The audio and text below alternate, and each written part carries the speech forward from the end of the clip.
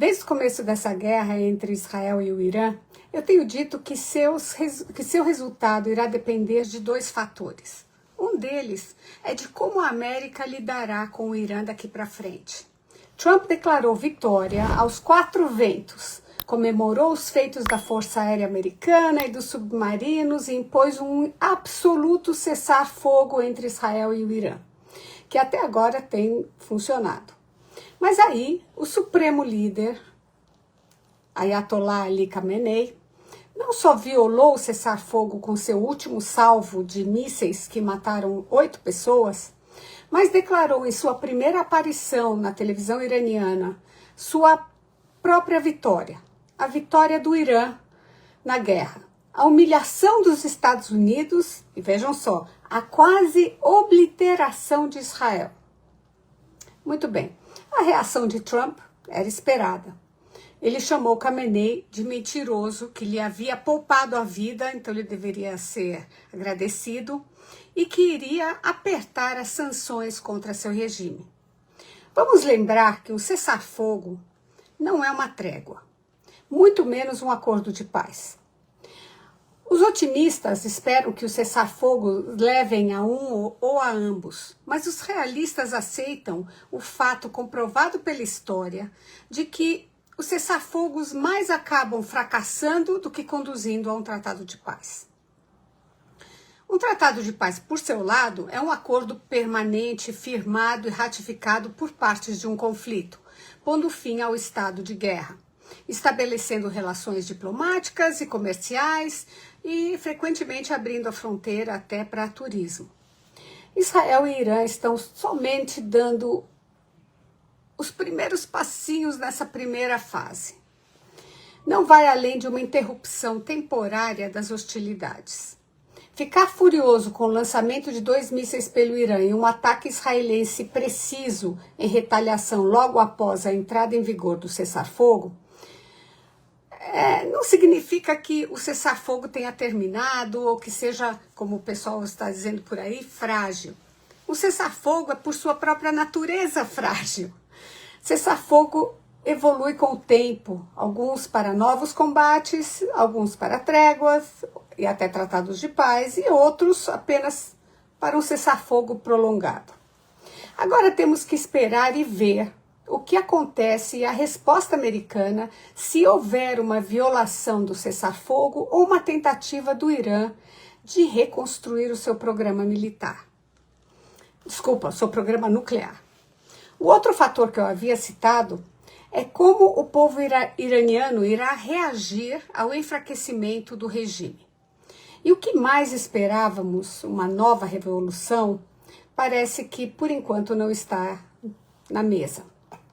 Este deveria ter sido o principal objetivo dessa guerra, gente. A deposição deste regime fanático e violento, não só para a paz mundial, é claro, mas principalmente para o povo iraniano. Em Israel e entre os grupos de oposição organizados no exílio, esperávamos que essa campanha militar que decapitou a liderança tanto do exército quanto da guarda revolucionária e das forças de segurança interna, além das instalações nucleares, que tudo isso desencadeasse uma revolta em massa da população e a derrubada final dessa República Islâmica. Eu disse que se não houvesse essa reação do povo, a derrota de Khamenei na guerra iria trazer uma onda de violência interna ainda maior por parte dos clérigos. E não demorou muito para acontecer. As autoridades iranianas estão intensificando a repressão em todo o país, com prisões em massa, execuções e mobilizações militares, especialmente na região do Kurdistão. Mesmo baixo aos bombardeiros incessantes de Israel, a Guarda Revolucionária e as unidades paramilitares, o famigerado Basij, foram colocadas em alerta para controlar qualquer dissidência interna e a repressão passou a ser o foco principal dessas organizações. O Grupo de Direitos Humanos Iranianos, HRNA, afirmou na segunda-feira ter registrado a prisão de 705 pessoas por acusações políticas ou de segurança desde o início da guerra. Muitos foram acusados de espionagem a favor de Israel. A mídia estatal iraniana noticiou a execução de 3 pessoas somente na terça-feira. Não há tempo aqui para descrever todas as violações de direitos humanos que o governo do Irã está cometendo para impor o temor no povo e manter o regime no poder. E se não houver qualquer reação, a repressão do povo iraniano só irá ficar pior. Mas o Irã não vai parar por aí. Os mulás vão tentar de todas as formas restaurar seu programa nuclear e sua infraestrutura de guerra, de mísseis balísticos, que foi destruída durante a guerra. O regime realizará investigações aprofundadas sobre como Israel conseguiu atacar instalações nucleares de forma tão intensa, tão precisa, e conseguiu eliminar com tanto sucesso altos funcionários do governo, do regime, bases militares e símbolos de autoridade. Ao mesmo tempo, fortalecerá sua imagem e intensificará seus esforços de guerra psicológica, direcionados principalmente ao público iraniano e ameaças aos países da região e das potências globais. Morte aos Estados Unidos, isso não vai parar. O regime iraniano não pode se dar ao luxo de ser percebido como um regime fraco. Na visão de Khamenei, qualquer sinal de fragilidade seria uma admissão do fracasso da Revolução Islâmica e encorajaria os inimigos no Ocidente a ajudar o povo iraniano a derrubar esse governo. Khamenei, frequentemente acreditado com uma visão estratégica de longo prazo, insistiu em seu discurso após o cessar-fogo firmado entre Israel e a Hezbollah em 2024, que o eixo da resistência tinha permanecido intacto e que a posição regional do Irã não tinha sido afetada mesmo após o assassinato de Hassan Nasrallah e outros líderes importantes da Hezbollah. No entanto, essa declaração mascarou uma falha ainda maior. Khamenei interpretou mal as profundas mudanças regionais em andamento e subestimou a determinação e a capacidade de Israel de confrontar a ameaça iraniana de frente.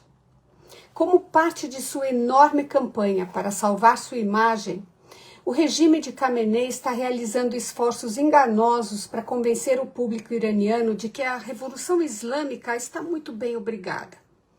Está intensificando os esforços de propaganda por meio do seu aparato midiático, canais de televisão, jornais, sites de notícias e propagandistas nas redes sociais, além das campanhas de doutrinação dentro das próprias forças de segurança. Para promover esse plano, as instituições do regime tentarão ocultar do público a vastidão dos danos e do choque sofridos pelo regime nas mãos de Israel, além do que simplesmente não pode ser ocultado, que foi a eliminação das figuras importantes e a destruição de bases militares em todo o país. Sob a diretiva de Khamenei, o regime vai se esforçar para preservar e também projetar sua vacilante imagem de força vitoriosa. Por trás das ostentações, no entanto, reside um profundo medo do que virá a seguir. Por enquanto, tendo terminado a guerra com Israel, o regime parece pronto para se voltar para dentro, para travar uma guerra de sobrevivência contra seu próprio povo. A lição da história é clara. Mudanças de regime só funcionam quando elas vêm de dentro. Se imposta pelos Estados Unidos, com ajuda ou não de Israel, os iranianos provavelmente se unirão e se oporão, até mesmo de modo violento. Mas, por outro lado, o enfraquecimento do fanático regime iraniano pela ação militar israelense e americana pode fortalecer e encorajar um grande número de iranianos, uma grande parte da população, a uma revolução. Se isso acontecer, o cessar-fogo de hoje entre Israel e o Irã poderá sim levar a uma trégua mais duradoura e se nos permitirmos sonhar um pouco, quem sabe, até um tratado de paz num futuro não tão distante. Esse é meu comentário. A todos vocês, um bom final de semana. Até o domingo que vem, se Deus quiser, só com boas notícias. Até lá.